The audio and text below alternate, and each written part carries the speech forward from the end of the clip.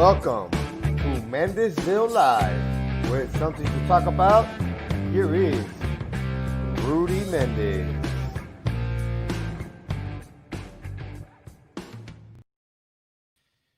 What's going on, Mendezville Live? What's going on, Mendezville Live? It's been a while. It's been a while. I feel like it's been a month, but a little week, little days off, working on my yard. Got to get those seeds going. Got to get it nice and neat. So today, it's getting interesting. The political race. That debate was pretty good last week with Trump and Biden. But I will be voting for Joe Jorgensen. I'm a libertarian values. I don't agree 100% with them, but that's my cup of tea right there. But either way, welcome you to the show, everyone. We're going to have a nice special guest. We're going to talk about school board views, opinions, perspective. Let's see what this gentleman has to say. But before we go into that, let's go ahead and give a shout out to our sponsors. World Finance. When life throws unexpected expenses your way, World Finance is here to help. Whether it's medical bills, car repairs, or child care expenses, a personal installment or title loan can help you take control and get back to the good things in life. Even if you have a low credit score or no credit score, they will help you get the money you need. Get started by applying today at their Mission location at 1600 North Conway Suite A, Mission, Texas. They can take applications by phone at 956-580-4533, or you can visit their website at loansbyworld.com. They are accepting applications with matriculas, passport, or ITIN. You do not need to have a social to apply. All loans are subject to their usual credit underwriting policies. World Finance, you need a loan, that's where you go. Nice and easy. Great way to get a loan, get you up on your feet. That is World Finance. Also, let me see, do I have it? No, I don't have For Life distributor, independent distributor, Rodolfo Mendez. But the Immune System Company, I have this shirt on. If you need any help with your immune system, give me a call. All right. Let's not be wasting any time. We're a little running behind the schedule a little bit, but no big deal. I'm interested in everybody understanding the points of views of this gentleman. I say young because I'm about the same age. Currently an assistant principal at McAllen High School, running for Sherryland ISD school board member, Josabat J. Palacios. Josabat, how you doing, man? I'm doing well. Thank you for having me. You go by Jay, huh? I do. Well, Jay, thank you for making time to show up. I really appreciate it. I'm a fan of listening to all the candidates and the perspectives and the agendas that people might have. Actually, the other day I posted on Facebook how there's a bunch of meet and greets. I don't know about this area, right? But in the La Jolla school board race, there's a bunch of meet and greets and people pass by. They get their burgers. They get everything. And I'm like, well, I haven't heard anything about the platform, the agenda, the goals, except for the people that I have had on the show. So that's a little bit different, but we'll see. Either way. So tell us a little bit about yourself, man. What do you do right now there at McAllen? How's that going with COVID and all that? I'm going to give you about 30 seconds. I'm going to get off screen real quick, and you go ahead and introduce yourself. Hello, my name is Joseph Palacios. I'm an assistant principal at McAllen High School. I've been there for the past 5 years. I've been 14 years in education. I currently hold my principal certification, my superintendent certification. I'm currently a doctoral student at Grand Canyon University, and I'm running for Sherryland ISD School Board Place 1. I will be first on the ballot, and I would like to just give a little bit of information on what I do and my perspectives. And I'm here to, get to know you, get to talk to me. You know what I'm saying? I'm the person that says, get to know me, call me 956-279-1559. That's interesting. You mentioned that you put your phone number on the billboards, man. I did. How's that going? A lot of phone calls? It's good, man. I mean, I'm getting a good response, and individuals always want to know, like, hey, I'm calling you because I saw your number on the billboard, and like, what's your take? Are you for or against? Coming back to school? Questions like that. Parents want to know. Yeah, I'm for. Just parents want to know. I'm a parent now. And you gotta give them some answers. Just not that you're right or wrong. It's just this is the way what we're thinking, and this is the direction that the school's headed in. And that way, a parent knows how to set themselves up or what challenges come up. Correct. For example, on next week, I have to go to school to monitor some students that couldn't get connected. So because of that, now I have to coordinate where I'm gonna leave my kids for daycare and that stuff like that, right? So. It's interesting because the way I got to meet you, and this is for the viewers, and I want to start with this topic, is one, a friend of mine sends me a Facebook message, not a Facebook, just a regular message. Hey, you should vote for this guy. And she sells me the billboard and she puts a phone number. I'm like, well, I don't know who I should vote for in Sherryland ISD because this is the first time well, we live in Sherryland ISD. How long? Yeah, this is the first circle around. So now I have to vote for someone in Sherryland ISD. So I asked some people around. I put it on Facebook, and I guess that's when she said vote for him. And then Scott Casey, the anonymous person, which I'm a fan of the anonymous, and I'm not a fan of them because they put some pretty good information. But then again, it's like me when I talk. Well, you know my character. You know where I stand, right? So he put up a post about you and a mugshot. Tell us about that mugshot, man. Man, okay, so going into McAllen High School, like you can't put one up on the kids. Mm-hmm. So the kids, I was dealing with discipline and so forth. And, a lot of the times, I put myself in their perspective and I always tell them, like, I'm trying to save you from getting a mugshot. Right. So, it draws curiosity, it draws interest. So obviously the Google Analytics will pull up. So if you type in my name, I have a very unique name, Joseph Palacios. And guess what comes out? My 19-year-old mugshot because the interest is there. So recently, what you're referencing is that post that came up and they labeled me a borracho. And I'm like, are you kidding me? So I just flipped the script and I said, hey, thanks for reminding me of how far I have come. In other words, the transformation of 19-year-old Jay to 37-year-old Jay is completely amazing. You graduate with a bachelor's from UTPA. You get your master's in 2010 from UTPA in education. And then you continue, about 3 years ago, I decided to say, you know what, I need to get my doctoral degree.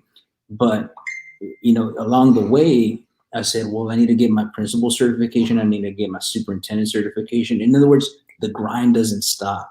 Right. We got to stay hungry. And that's part of my MO. Part of my purpose in life is to inspire that individual kid that they have no guidance whatsoever. They have no support whatsoever. Hey, you messed up, get up, dust it off, and let's move on. Right. So my fight is always for them. And, when you ask me about my transformation, I mean, it's just one of those things like brush it off, man, because that isn't me. That's why I said, get to know me, call me. If you have any questions, call me, 956-279-1559. I'll tell you what, Jay. For us that are let's see, I'm 39. How old are you again? I'm 37. So I guess maybe the last crew to experience the going across to Mexico was maybe the 34-year-olds and up, maybe 32s. Yeah, somewhere around there. So when Mexico started, the border started getting bad. For people to say, especially in our age group, that never went over there, or even as adults in their 19, 20, 21, 22, 23-year-olds, to say that they're not guilty, maybe they didn't get caught, but driving when they shouldn't have driven. Come on. If we're being honest, let's be honest. Now I'm a fan of, we take Uber. Even when I was in college, sometimes you look back and you're like, man, you see those memes on Facebook, like sometimes you think with you and your friends, how are you guys are still alive? I'm sure there's a lot of voters out there that have experienced situations like that. Yeah. For something of a mugshot, you were 19. And I'll tell you what, a 19-year-old kid to a 37-year-old dad, educator, career, it's a total, even me, you're in the same situation. Plenty of people in there in the same situation. It's a totally different mindset. It is. And the mindset is about growth. The mindset is always about developing yourself, but creating a plan of action so that you can move forward. Like my goal, I mean, I just came from residency in Phoenix, Arizona. Mm. And I told my chair, I need to finish my dissertation this time next year. So I'm giving myself a year. So that's my personal goal. And if you don't have a goal, then we need to start back at creating the plan. Right. And you always have to have those goals. There is actually a guy, one of the former kickers for La Jolla. He says he writes his goals down every morning. You have to. He writes them down every morning. Just keep accountability. right. Yeah, and that's one of the things that we discuss, especially in leadership and administration. Accountability is very important. But what I've learned is it's how you deliver the message that's going to make a difference.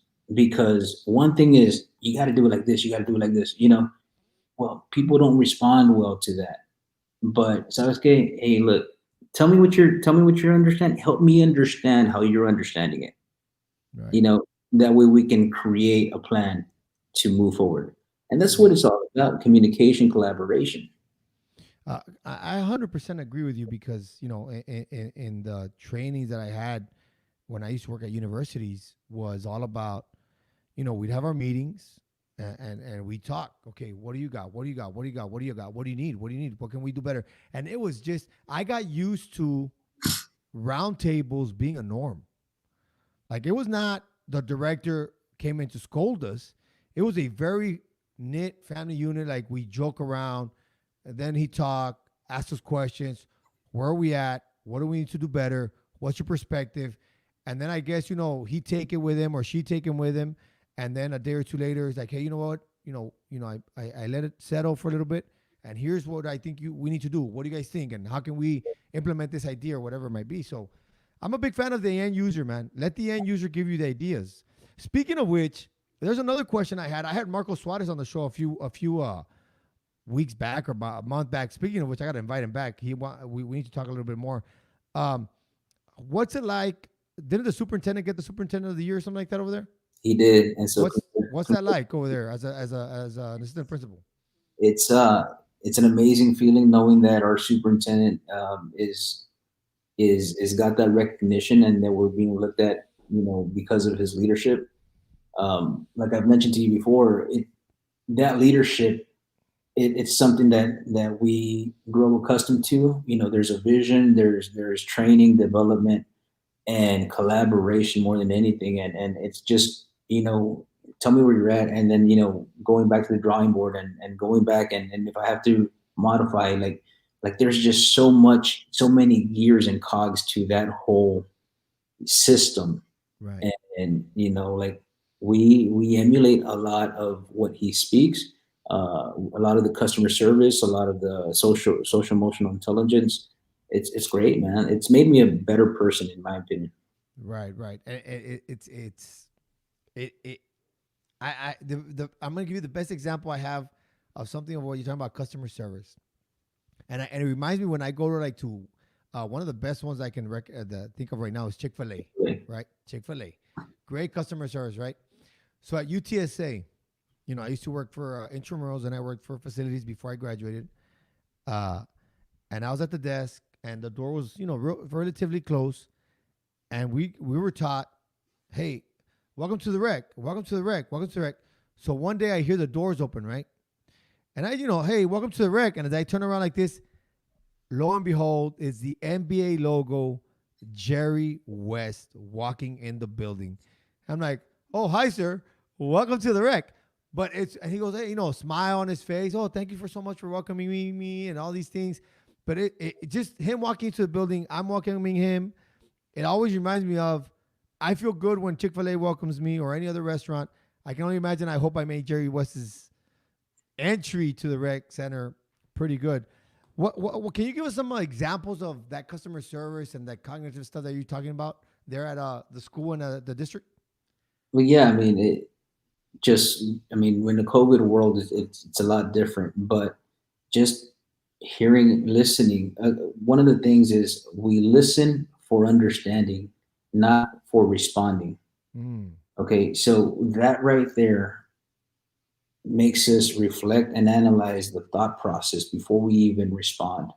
And you know, sometimes, you know, emotions and words can be had, and but if you don't have that awareness, man, it's gonna get you like that. And that's what individuals that don't understand that will want to do, for likes, for retweets, and et cetera, et cetera. But like in the COVID world right now, we're setting up systems and processes for, you know, social distancing, mm-hmm. entering into a building, et cetera, et cetera.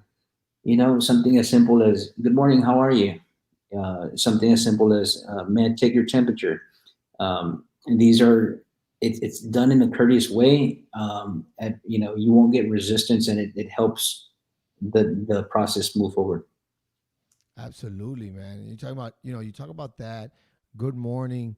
Uh, I remember it's important, man. Just the way the delivery, and I'll be the first one. I've been guilty over my past that sometimes my tone, but I've learned to tone it down a little bit and recognize things. Um, but that's just the way it is. Being a people person Yeah. because we work with people. So you worked. You've been in the 14 years, the last 5 years or 4 years you've been there at Mackay or McKenna High School. Yeah, I'm actually I'm finishing off year 4 with Mackay. Prior to Mackay, I was in Santa Maria ISD. Mm. Before that, I was a teacher, math teacher. Oh, a fellow math teacher. I Yeah, was a math teacher. before teaching, I was at Univision. Oh snap! I was with the El Show de Marcos Valdez, Alegre Despertar. I was their stage manager. My bachelor's is in journalism. So a lot of Man. my background is radio, TV, understanding how to communicate. Nice, nice. I'll tell you what. Listening is a big part of communicating. Correct. It's interesting you mentioned that you're in education. I'm a fan of listening to the end user. Right? You're running for Sheridan ISD. I have to vote for someone without knowing your platform, without knowing your agenda, without knowing all the things. You're going against who? Rick? Who? The place? What place are you going up? What place are you going for? Phase 1. Place 1. You mentioned that earlier, and you're going up. Who's on that? Is that Ricky Longoria currently? Ricky Longoria is your incumbent. Your incumbent, Ricky Longoria, and there's how many people going for that spot? And then there's 2 other individuals. Okay, 1, 2, and you. That makes 3. Total 4. Total of 4. Okay, got you. I got, and then Jay. It's funny because 2 things. One, you're an educator, and to me, I see myself be like, you know what? I could run for Sheridan ISD. I live in Sheridan. I have a passion for kids. I have a passion for school boards making decisions for the best interest of the students. Number 1, not financial goals, not contracts, not kickbacks, not any of that. It's what can we do best for the students, right? And then there's the part of there's 4 people running for 1 seat. Yes. And I've asked, and I'm going to ask you the same question I asked the same question to the other people from the other candidates I had on my show is if there's 3 people contesting that other guy, is a guy doing a terrible job or is it just time for him to go or is it you just see things differently? What can you tell us about that seat and your reason for I want to make sure that I have that seat for Sheridan ISD. Well, if we bring back history at what occurred in Sherryland, let's do it. I'm a big timeline guy. Go for it. There was a big ordeal that occurred in the district regarding a sexual. There was a. What with the swim team? Are you talking about the swim team? The swim incident. Yes. All right. Okay. Most people heard about that. That right there caused individuals to listen what is going on within the district. Mm-hmm. Right? They wanted answers. They had questions. They wanted answers based upon the board meetings that was happening. Obviously, and I'll get to that part in a bit. But there was no answer for the parents, right? Mm-hmm. And there's legal issues as to why, because I've been asked this question as well. Right. What would you have done? Well, first and foremost, like there's an ongoing investigation that is going on, and I cannot comment on that legally. Right. But if you make the community aware about that, then that should be okay. If I was to tell you, Mendezville, I can't tell you anything. There's a legal investigation going on. Well, I understand. You understand? I understand. But if you just leave it as is, and I don't know because I wasn't a part of those conversations. I'm not working in Sherryland. I don't know, right, other than what I read, right, on social media, on newspapers, right, and so forth. So I'm not privy to that. So I really don't have an answer to that. But what I can tell you is what the administrator could have done or should have done, right? Or I don't know if they did or not, but it goes back to what's the role of the administrator? What's the role of the police? Because there's 2 separate entities, right? Right. You got your school investigation, you got your criminal investigation. Those 2 are separate, right? Now they can intercede, but this investigation should not rely on this investigation. Mm-hmm. So the criminal investigation, that's where your charges, your misdemeanors, your felonies, you'll go to court. You'll Right. see a judge. Campus administration, and then that's where alternative, suspensions, expulsions, that's where that comes into place. And you'll have a hearing with the hearing officer, which is Mm. something that's called the campus behavior coordinator, something that I've done before Right. for 3 years. So I think that part was missing because the people did not have an understanding of Mm. what was really happening or did or did not happen. Right. So then that caused two other individuals to also run. Matter of fact, it was going to be me and Cesar Ramirez. Initially, when all this happened, the first two people to put their name on the ballot was myself and Cesar. Cesar was the first one. He's what does he do? He's a lawyer? He's a pharmacist. Cesar Ramirez is a pharmacist. Okay. And then my understanding is that in that last final hour, that last 2 days, Richter comes in and then Ricky Longoria comes in the last hour. Because Okay. Ricky had not even filed or anything. He waited until the last day to file. So wait, so is Ricky the incumbent or is he someone? Correct. Okay. So he's So okay. like so now it's four. And I was thinking I was gonna go Who's the other guy? I'm sorry, I got three so far. Who's the other guy? Cesar, Matt. That's what Matt I'm missing. Richter, Matt what? Richter. Rick. What does he do? He is a lawyer. He's a lawyer. Lawyer. He's a lawyer. Okay. Cool. Good to know. And as some of the questions I'm asking are as a voter because I Right. have to vote. Keep going, and then so they come in. So they What? came in, and now it's four of us. And to your question is, well, is Ricky doing a bad job? Well, to each their own. But I mean, that happened on your watch, and that's what caused you to have a couple more than one candidate. Mm-hmm. You know what I'm How long saying? has Ricky been there? According to what I've read, 12 years. Oh no, I can tell you like this. Look, nothing against Mr. Longoria. I'm gonna tell you like this. Nothing against Mr. Longoria. He's probably a very respectable man, good morals, stuff like that. I am anti. More than 2 terms. I cannot vote for Ricky Longoria. Not to say I'm gonna vote for you, but I cannot vote for someone. It's like Congress, lifetime politicians. I just can't do that.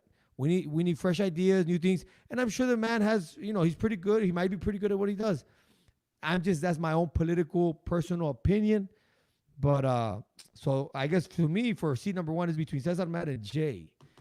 All right, keep going. And then So here I am. I mean, I ran back in 2016 for another position at the precinct 3 level. I saw Scott Casey posted that.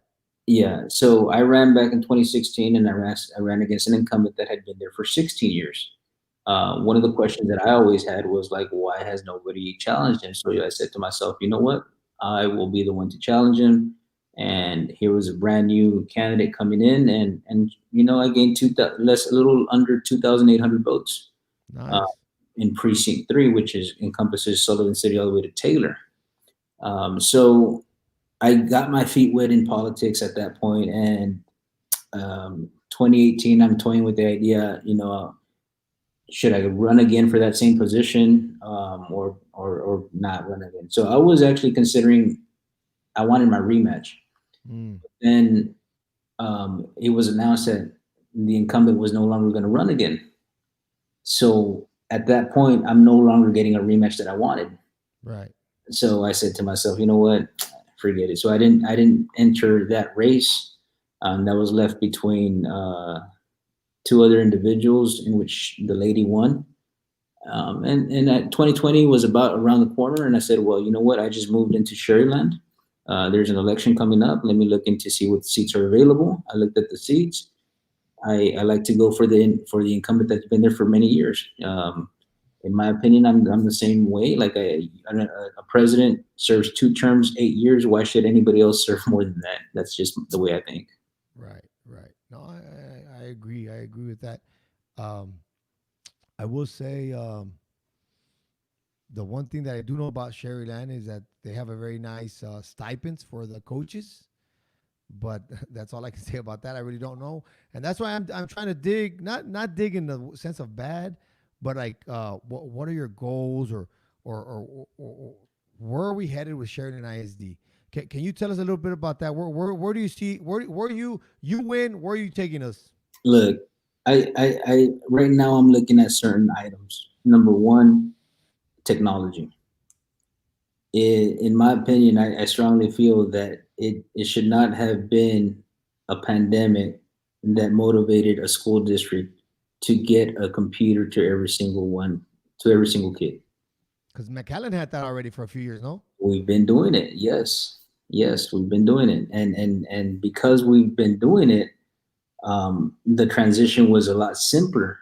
But we've been front loading technology for since I've been at Mac. I've technology conferences, going to international conferences, state conferences on technology and learning and getting to bring it back. Now, I can't say that is happening or not happening in Suriname, but what I can say is information that I've been privy to is that their goal was computers on wheels in the classrooms. So they were moving into technology, but for the classroom, not Right. for one-to-one. So Right. now the pandemic hit, and now you have a one-to-one. The rollout moves forward, and that's great and all. But my main thing is okay. That's good for right now, but we need to start thinking 5 years from now, 10 years from now, to see what's the next big thing. I mean, we got SpaceX in Brownsville. I talked to you earlier, like, man, a hyperloop is in the works pretty soon. I mean, we need to start gearing our kids to think that route. 5G is already here. What's going to be next? You know what I'm Oh saying? yeah. Yeah. So these ideas, robotics, how big is robotics? You know what I'm saying? Like, these ideas need to be done in a way where we can create a plan to address these needs and these spots, and we can fill them in with kids and learning these ideas. So technology is one. The second, Let me pause you right there. I'm sorry, Jay. Before we go to the next point, do you guys use more Chromebooks or more iPads over there? Chromebooks. Chromebooks? Yeah, because a lot of technology people I hear they prefer for kids user ability is Chromebook is a lot better than the iPad. I just wanted to make sure I want Well, to hear your the feedback. the iPad, when they got rolled out, they were a very novel idea and they were very, very new. However, they were limited to apps. Mm, So the apps were not so user friendly, is what they started finding out. As soon as the Chromebook started coming out, they started understanding that the Chromebooks are more functional for school use. yeah, And then yeah. Google Classroom came out, and then it became a compatibility issue with the Chrome browser. I mean, there's just so much that an individual can use and utilize for school purposes. The Google Docs, the Google Sheets, all that. Man, yeah, it's awesome. It's awesome. I just wanted to double check on how you guys are doing it over there. Yes, What was your next item? I'm sorry I interrupted. not a problem. The next item, I mean, we're both taxpayers, you and I. Oh, bro, don't get me started. Hey, get me started on the taxes, bro. Get me started on the taxes. Let's do it. What do you got? What do you got for me? Right. We pay taxes, one. Yes. On top of that, then we still have to pay for our kids to eat in school, right? Wait, what? Yeah, At Sherryland? at Sherryland. Oh, snap. Wait, time out, time out. Since my daughter doesn't go to Sherryland yet.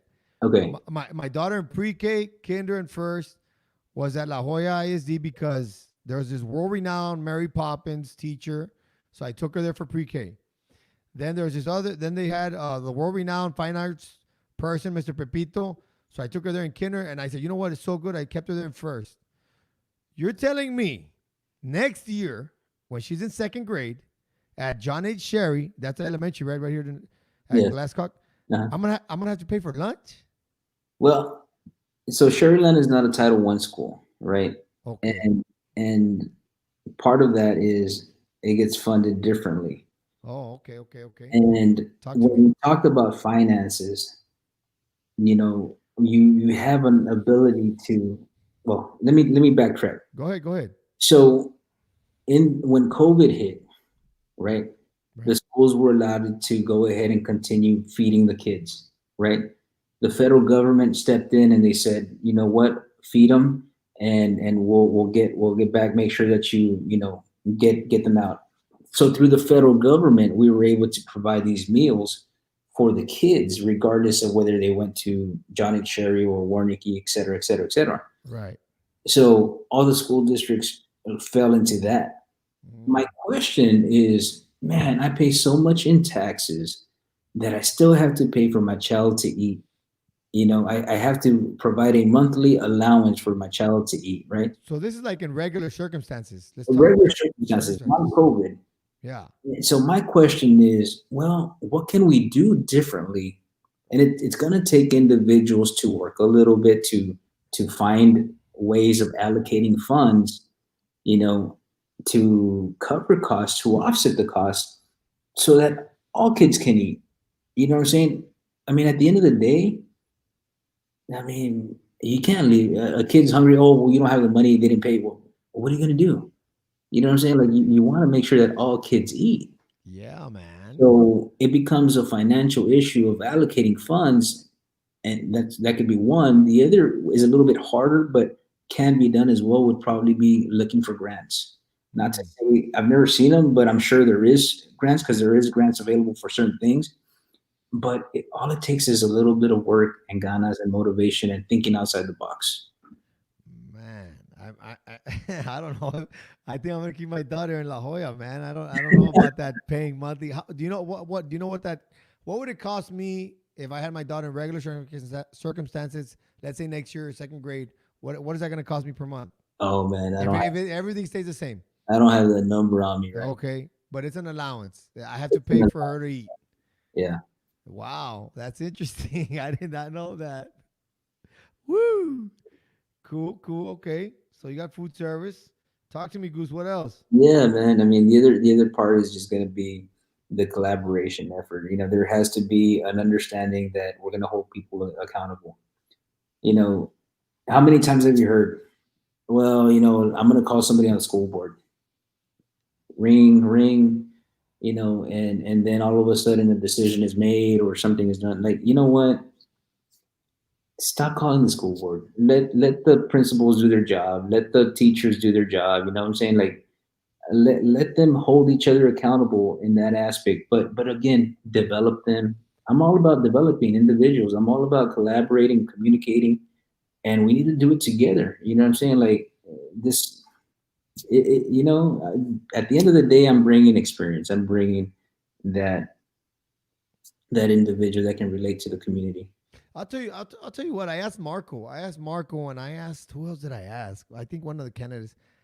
But it was basically Marco was the biggest question. It was very similar. Was in my mind, I gave the example of my university days. Right, I worked at Loyola Marymount. I got to do my graduate citizenship at Indiana State. Then I went back to UTSA and I worked there at the downtown campus. And it was always the president of the university is the boss. And then we had the directors and the assistant directors and the assistant provosts and all these things. Never in my career of all, what was it, 6, 8 years that I was, doing that, did I ever hear, oh, well, this is the board member, you talk to him, you talk to him. To me, a school board member, their job is not, it's not their job. It's just, to me, it's more of who's the superintendent. And obviously McAllen has a superintendent of the year in our region, is let the superintendent be the captain of the ship and do whatever needs to be done to make it awesome. I'm assuming. Why is that so far-fetched in some communities, some districts? Yeah. Well, and it goes back to, the role of the board is to hold the superintendent accountable so that they can do their job. That's it. Report to us what are the findings, where are we at with our elementaries, our middle schools, our high schools. What programs are we going to be implementing? Give me the report. Let us discuss the report. Let us see if there's positive trends, negative trends. If there's negative trends, then we need to start talking about something else that's going to work. Not, you know what I'm saying, or what do we need to do? But you need individuals that understand that. The individuals that know programs, from federal programs to computer programs, and people that are in it for the right reasons. I'm not saying that nobody's that's there right now is in it for the wrong reasons. I'm just saying, like in general, an individual that's going to take the board is going to be there, not with no ties whatsoever, non-biased views, and just take it for what it is, black and white, so that we can make effective decisions. And like Sharyland has done great. Like it's obviously an 8 district. It's obviously done certain things right, but back in January, it ruffled some feathers regarding accountability. Right, right, right. No doubt about that. It was tough, man. That was a very tough situation to hear. Yeah, I Hear mean, I that don't even story. like talking about it. Yeah, no, no, I'd rather not. We talk about taxes and you talk about the food service. My biggest thing is over the course of I guess the last year and the Facebook threads and my comments is, I guess I gave out a vibe that I don't like taxes, and I can't because of with the property taxes. I went on and showed people how to, protest their taxes, what kind of numbers they need, what kind of information to go to the appraisal district, and I came to this conclusion. I don't mind so much the taxes as long as there's not frivolous spending from what is it, precinct 3, the state, the school boards, whatever it may be that's getting my tax dollars, Congress, America. It's, once you start learning, little tricks and loopholes that people take advantage of, that's when I get upset about the taxes I'm paying. Because now I'm overpaying for people to play with money to try to figure out a way to get clever with it, instead of, hey, I'm giving you money for the students. I need you to spend money on the students. That's my thing. When we're talking about school boards, if I'm going to pay the taxes, I need money to be spent on the school board. Let me tell you a story I heard about. Let me tell you a story once. It was about 2 years ago, and give me your take on this. So I'm an official. I'm a referee. What's that? Do you hear that noise? Am I hearing a noise? Or is that you? That's me. Oh, okay, my bad. Okay, so I'm at Sherry North or Pioneer. No, no, not Sherry North. Pioneer, right at Diamondbacks, and I'm going to referee a basketball game. It's a weekend, Saturday, JV game, freshman game, and some of the wrestling coaches are there, baseball coaches are there, and I ask, hey guys, you know what? I'm a coach. What's your stipend like? What is it? We start talking ideas like just to compare. Stipend, their stipend just got moved up, but my stipend was pretty competitive. I think it was a little bit more. And then the guy goes, you know what, coach? You're right. You guys do get paid a little bit more. And the guy goes, but I don't know what to do with my budget. He goes, the budget they give us for these kids is awesome. And then I said, you know what? I'm glad you told me that. And you could tell that in his face. He was like, I don't know what coach it was. He goes, you could tell in his face that he was like, whoa, did I just say something I wasn't supposed to? And I said, because I live in Sharyland, I pay taxes to Sharyland.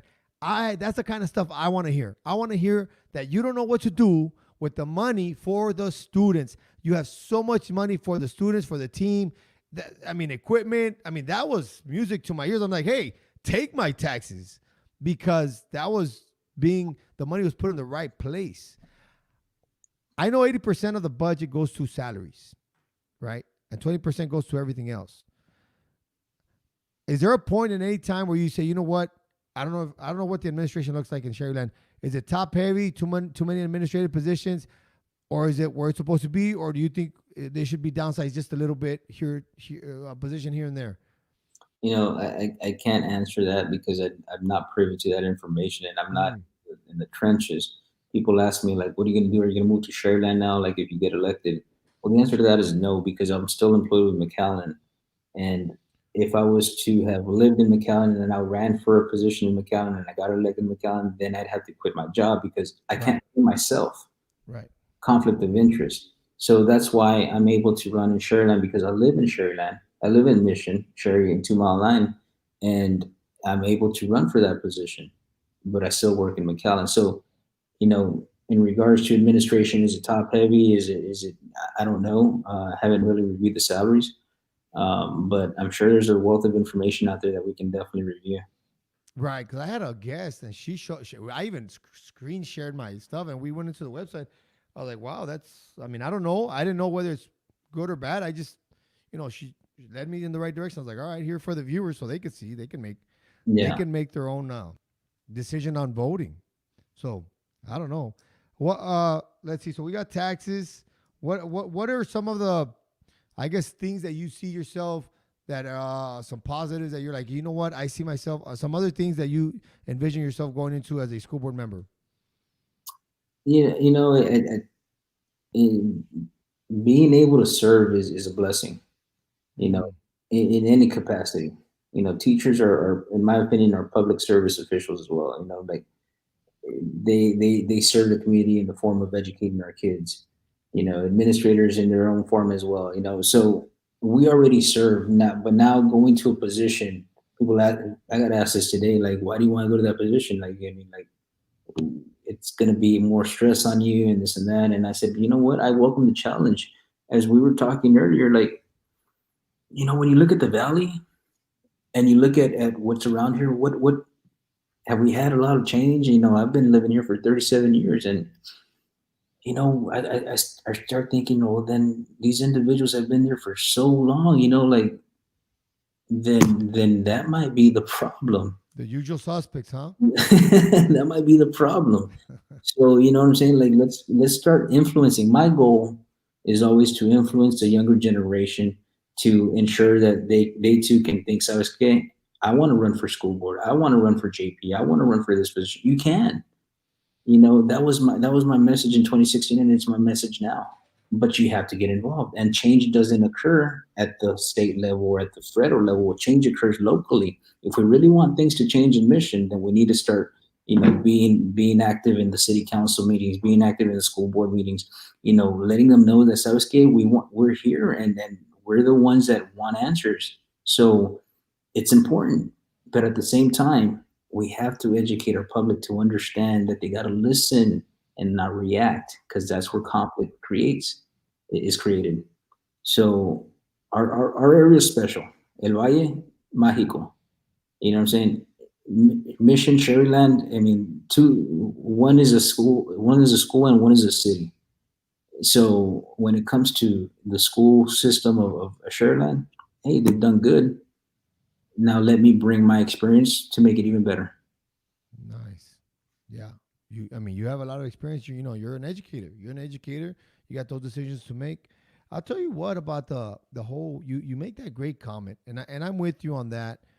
And I don't know if it was leadership or what it was when the commissioner race started with Ever Villarreal versus Joe Flores. I graduated in '99, La Jolla Coyote. I go to UTSA.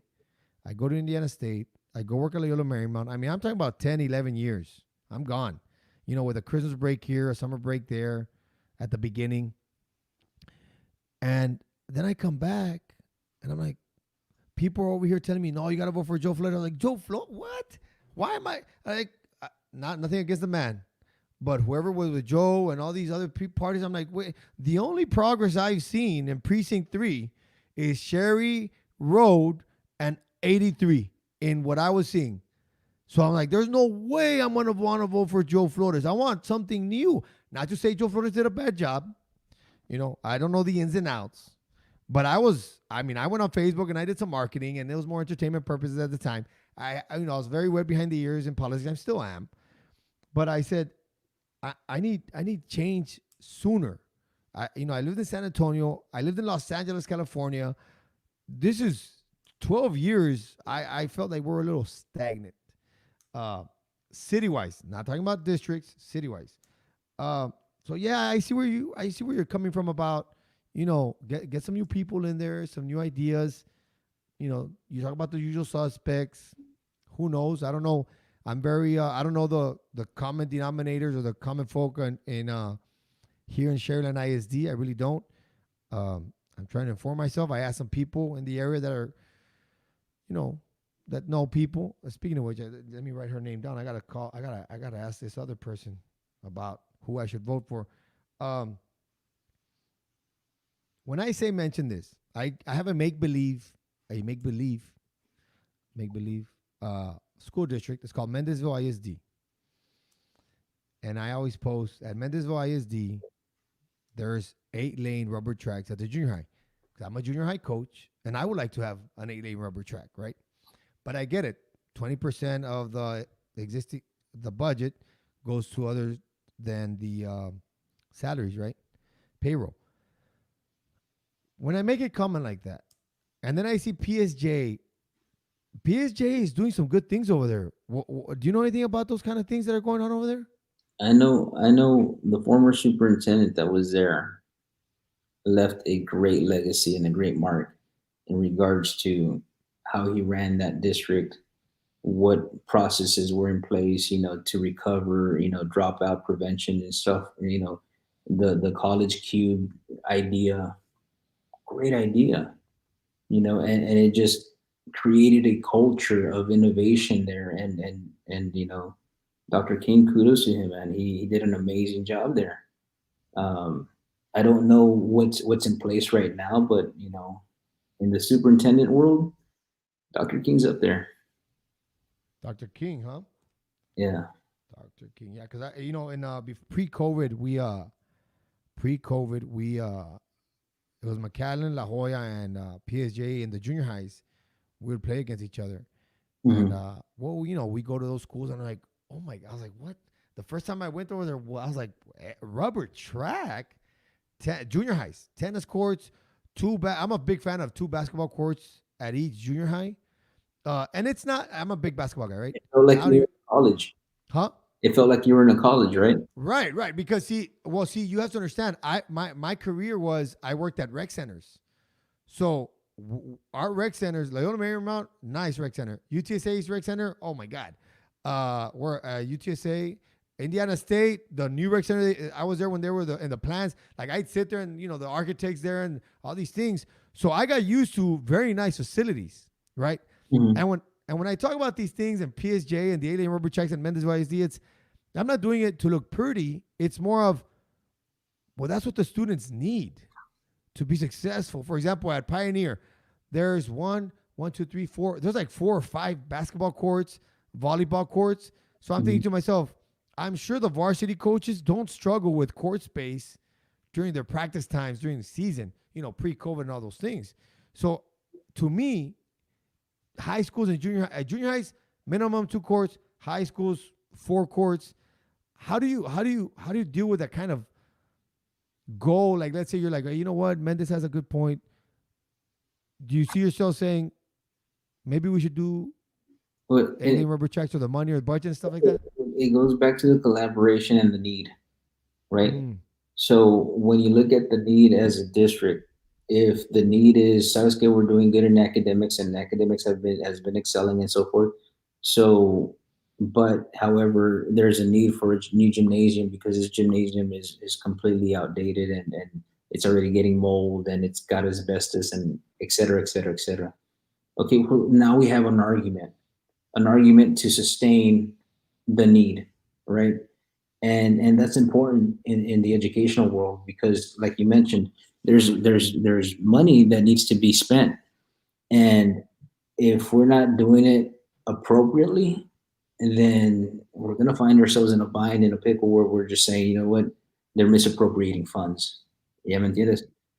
And that Misappropriating becomes funds. What a legal great issue. word. Misappropriating funds. Yeah, and you don't want to misappropriate federal funds. That's a no-no. Yeah. So now, yeah, you do. You know the need and stuff like that. Wasn't there? Do you know anything about? I don't know if where I saw it. Something about a bond that's being voted on for a gym or to renovate or something like that. Yeah, you have on the ballot will also be a $40 million bond, How uh, much? a $40 million bond, 40 million. 40 million. What district or what county? Sharyland, Sharyland ISD wants me to vote yes on a $40 million bond for what? that's correct. And what they're saying is John H. Sherry will get some renovations. The elementary school. The elementary school, Okay. the central office will also be remodeled or redone, and Sharyland High School will also get needed renovations.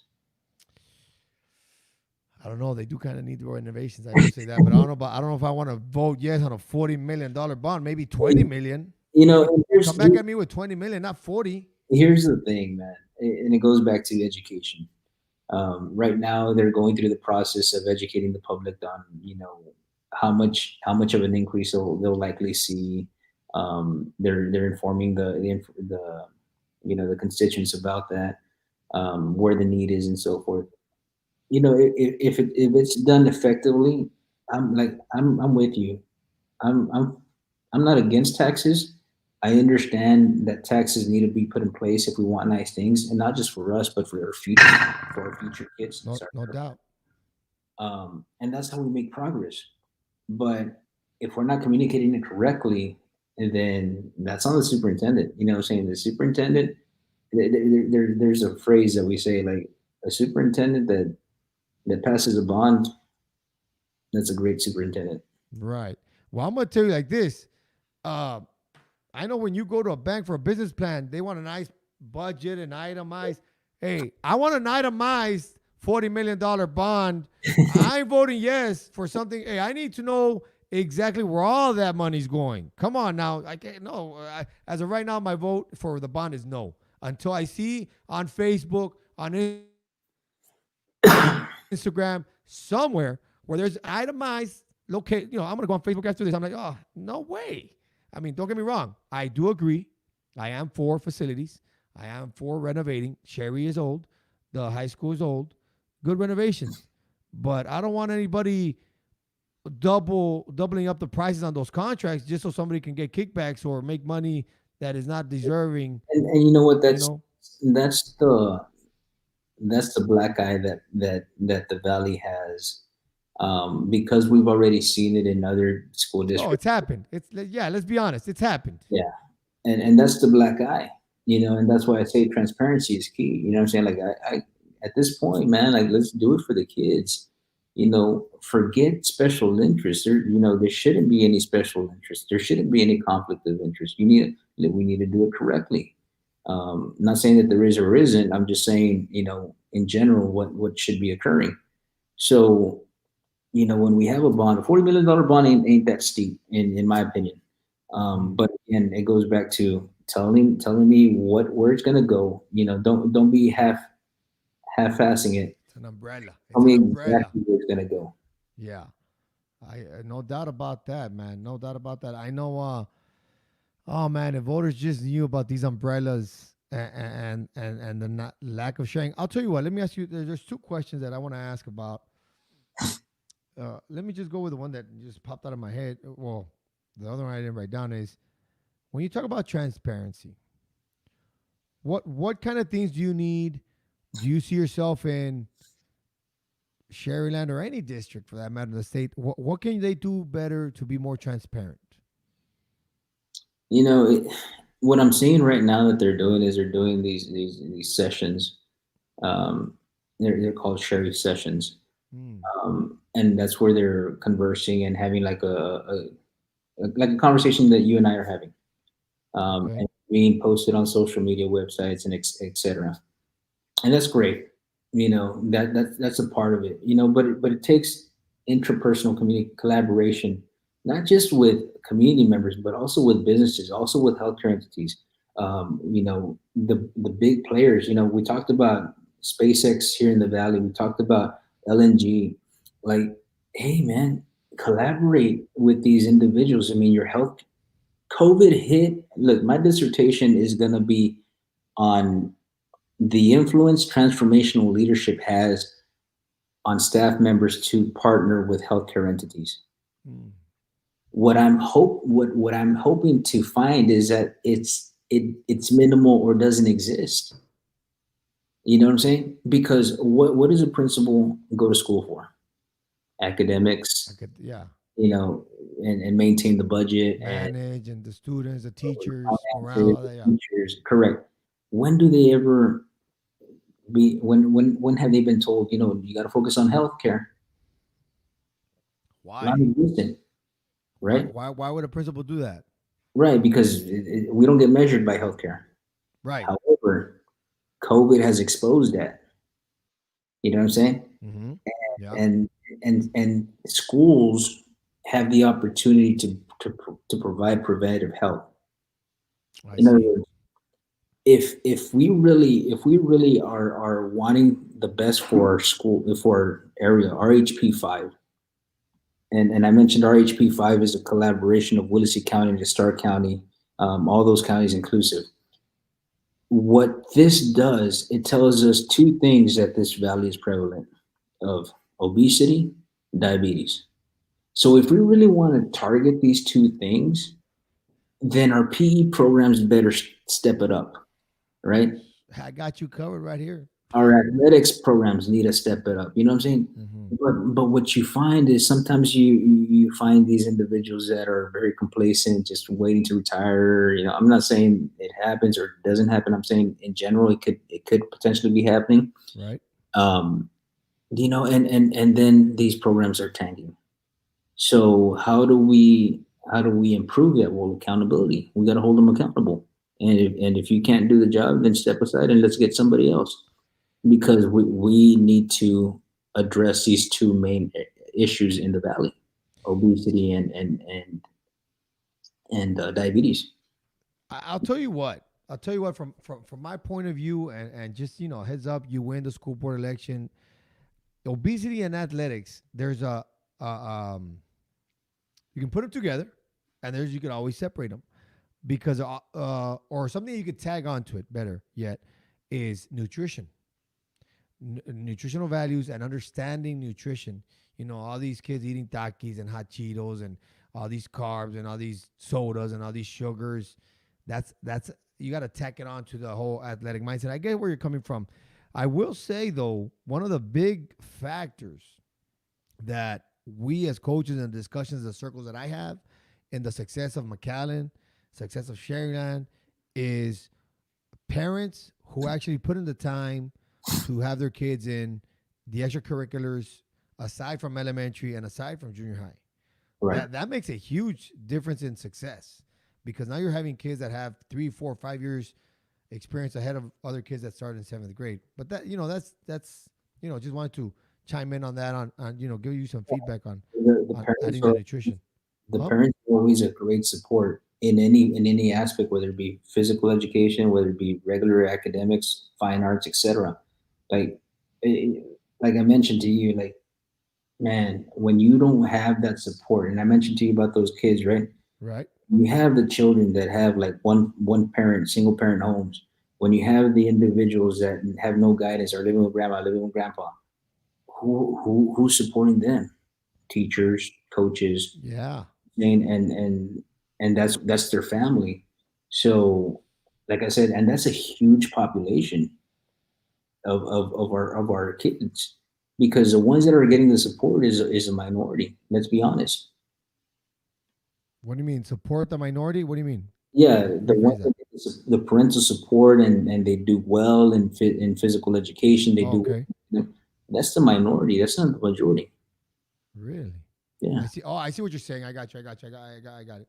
In other Makes words, sense now. the majority is those without the support. The majority is Right. those that are struggling. The majority is the challenge. The ones that, Sasuke, you take care of them, please. Right. You Right. know? Right. And I'll tell you what. Even my wife, she's a registered nurse and director of nurses here in Mission Hospital. And in the morning, I have to go drop off my other two kids. And I remember the first day or two of school, and she's tech savvy, but she's not tech savvy in navigating Google Classroom and all these things. And she's, my wife's, I could tell she's like, I told her, are you frustrated? She's like, yes, I can figure this out. So I come in there and boom, boom, boom, there it's right here. And she just gives me a look like, well, yeah, you deal with that every day, because I had been doing that. So it's interesting you mentioned that even someone who's has an iPad, has an iPhone, tech savvy, and still struggling, who supports what you're talking about, and that parental support, it's key, and that's where teachers come in. That's where coaches come in. I read a meme today. It's like the coach not only teaches you athletics and PE, it's the life lessons that guide you throughout your whole career and life. It's interesting you mentioned that a while ago, and we're talking about that black guy, the self interest, the special interest. Let's just put it out there. You're an educator. You're a principal. What kind of self-interest and special interest do you have any? No, other than just being a role model for my kids and my students. I mean, no, I really don't, man.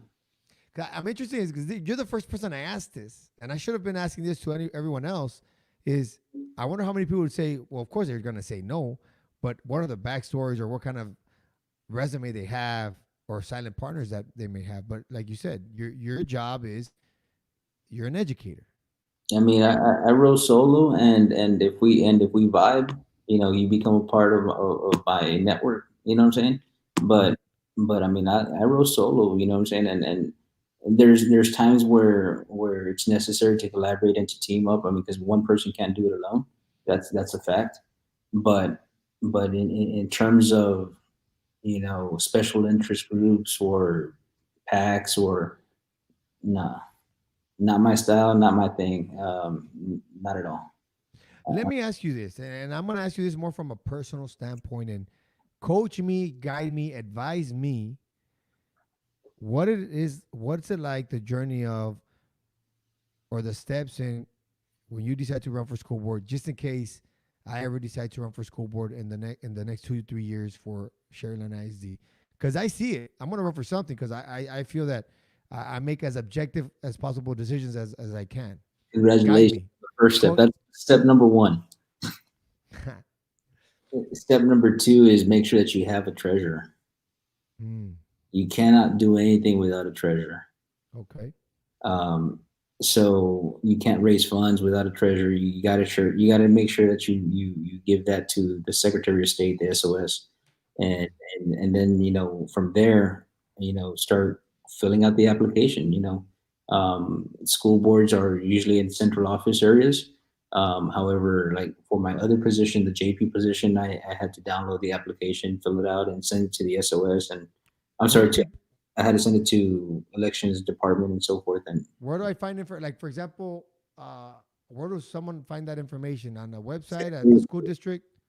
Huh? the Secretary of State. Oh, okay. For not for school districts, it's always going to be at the school district with a central office staff. But for Okay. other positions, the Secretary of State.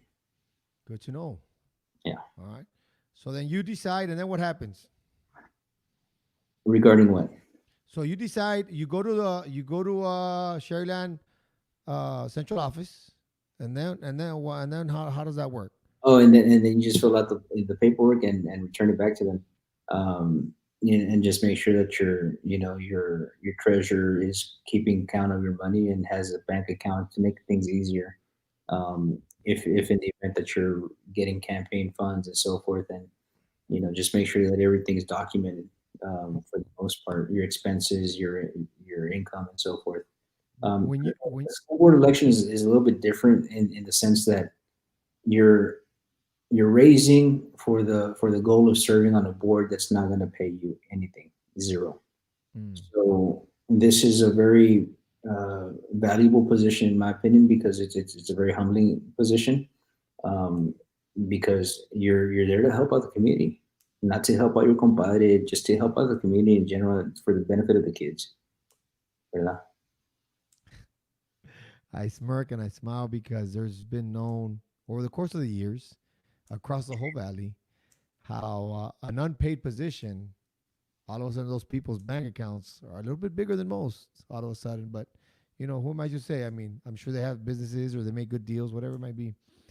Uh, when I ask you about that, and you're running for the school board, is there like, do you talk to a certain team or group of people before you decide to run, or how did you do it?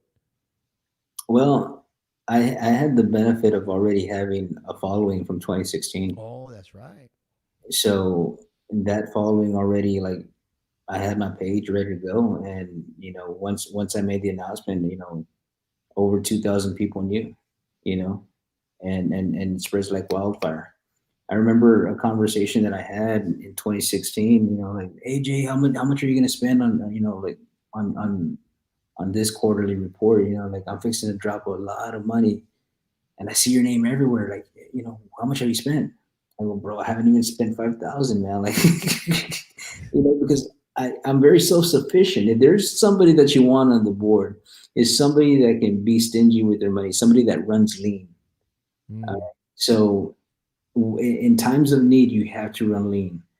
So I was making my own shirts. I was making my own commercials. Remember, I got a background in journalism. Right. So I knew how to make commercials. I knew how to make my graphics. I knew how to make shirts. I knew how to make all of this stuff. So I was pretty much doing my own thing and spending very minimal. I got you. Hmm. Interesting. Yeah, some of those campaigns can be costly. They can be expensive. Yes, and that's where, and that's the other thing. Like you think about like these individuals that get $5,000 donations, $10,000 donations, and like how do people not expect these individuals not to make a biased decision because Mendezville gave me $5,000, so now I'm indebted to Mendezville. You know what I'm saying? That's a great point you make. A biased decision. It's very tough. It's very tough. That's why it's very difficult for an individual that wants to run a clean campaign to run a clean campaign. Yeah, yeah, because a favor for a favor, or hey, remember when I gave you this kind of money? Remember this, and that's And where that word, and that's where that black guy compadre system comes in, man. yeah, and you know what? Like quid pro quo is something that should not be happening, but it happens. Because it's understood. You know what I'm saying? Like Right, or like, hey, te di, and again, and that should not be the case, man. Like Sabes que Mendezville, I thank you so much for the donation. Just so that we're on the same page. Don't expect anything in return other than me doing my job. right, right. And I think I had Mr. Chapa, my father-in-law. He was on the school board of La Jolla for many years. I think 20 in total, on and off, whatever it was. And I mentioned something like that.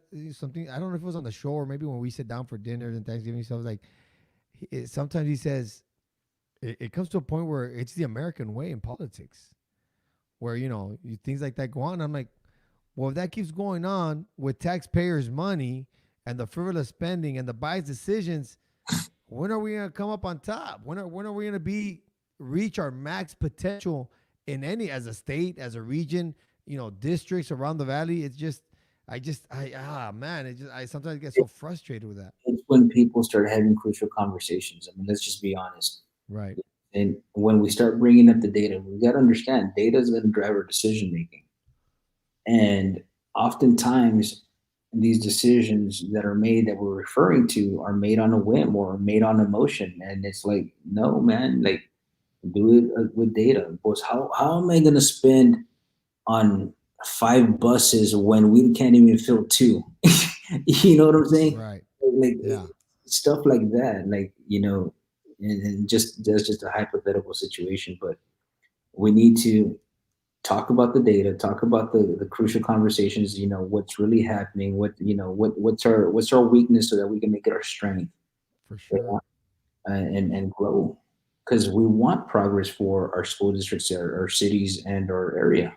When we talk about the RGV, what comes to mind? Oh, it's the most corrupt area. You know what I'm saying? Like, no, hombre, like Panama unit. Actually, I'm gonna have him. I'm gonna have him as a guest. I'm gonna have him as a guest. We tried twice, and he's gotten busy. He's gonna be a guest. His name is the backstory, his point of view, what he went through. Yeah. So my man Miguel, he'll be here on here hopefully by next week, but we'll see. But yeah, it's you're right though. Those stories, oh man, it just I know I get a hard time from two of my educated friends, one from Austin, one from San Antonio. They always give me a hard time about the water park. And I'm like, man, I don't know. I don't even think I was living here at the time, or maybe I just got here. I don't know. Just figure it out, read up on it. And one of the school board members actually, or one of the candidates, she brought it up on one of her. She's been doing some Facebook lives, and she has them every day or every Sunday. She talked a little bit about it, but who knows? Let's see who wins over there. So, Jay, is there anything else you would advise us from the viewers, from the voters? I mean, at the end of the day, I think I end with this question. Myself, the educator, my 3 opponents, a pharmacist, an accountant, and a lawyer. Who do you really think is going to make the best informed decisions for schools? Somebody who's been in education or somebody who is privy to it just because they're on the board? Like, I mean, I leave that to you, the voter, and hopefully I can have your support come election day. Great point, Jay. Great point. Hey, one last time, thank you so much for being here and giving me the time to get to know you and get informed on Sherryland and what I have to vote for. It was a pleasure. Thank you so much for having me.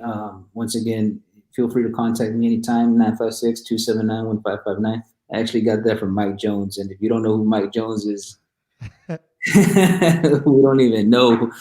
All right, Jay. Hey, man. Hey, you have a good night, man. Likewise, have a good one, man. Later. Take it easy. All right, ladies and gentlemen. So that is Josabad Palacios. People call him Jay. Yeah, Josabad Palacios, Jay, running for school board seat place 1. We'll see. We'll see how it goes with him. And interesting. The biggest thing, I learned a few things, right? But the biggest one is a $40 million bond. $40 million? Come on, Sherryland. Don't get me wrong. We probably do need it for Johnny Sherry, I think he mentioned, renovating the high school. And he mentioned something else. I forgot. Central office. I don't know if I want to spend $40 million on those. Maybe it is a good thing. But like I said, I don't mind paying or, voting yes for those things. But I want a detailed budget. Where $40 million, I need at least to know where that money's going. I'm not going to, I'll tell you like this. I'm going to vote no until I've got, 8 days until I see a detailed finance budget on where that money's going to go and where they're going to spend it and what the contracts look like and all those things. If I don't see one of those, I'm going to vote no, and I'll probably go on Facebook and remind people to vote no on a $40 million budget until we see some more numbers. I'm a fan of numbers. Some other things that I like to mention on, but before I do that, let me just remind everybody this show today was brought to you by good old World Finance. When life throws unexpected expenses your way, World Finance is here to help. Whether it's medical bills, car repairs, or child care expenses, a personal installment or title loan can help you take control and get back to the good things in life. Even if you have a low credit score or no credit score, they will help you get the money you need. Get started by applying today at their Mission location at 1600 North Conway, Suite A, Mission, Texas. They can take applications by phone at 956-580-4533, or you can visit their website at loansbyworld.com. They are accepting applications with matriculas, passport, or ITIN. You do not need to have a social to apply. All loans are subject to their usual credit union underwriting policies. That is World Finance. Highly encourage anybody that needs a loan, $500, $200, $1,000. Go check them out. Office down there by Conway. $40 million. Man, $40 million. That's intense. Who mentioned it? Didn't somebody get money? I don't know if anyone saw that on Facebook, or was it some politicians said that they gave us a lot of money. It was a La Jolla, I think, Mission, someone else. I wonder what they're going to do with that money. It'd be interesting to see a budget and the details where all that money goes. Hopefully it's for some good things. We shall see. So once again, thank you to Jay Palacios for being on the show. I really enjoyed the conversation. Some things that he has in mind, some of his experiences. Scott Casey, thank you for bringing that up, that post. Entertaining, I guess. With that being said, you guys have a good night. Hopefully you enjoyed the show. Hopefully we'll be back on Wednesday. Well, not tomorrow, maybe Thursday. Tomorrow's the vice president debate. We'll see Kamala and I don't even know the other guy's name, to be honest. I'm voting for Joe Jorgensen. That's why I'm a libertarian. I'm a libertarian. I'm with the libertarian views. Either way, I'll see you guys. Hopefully you enjoyed the show. You guys have a good night.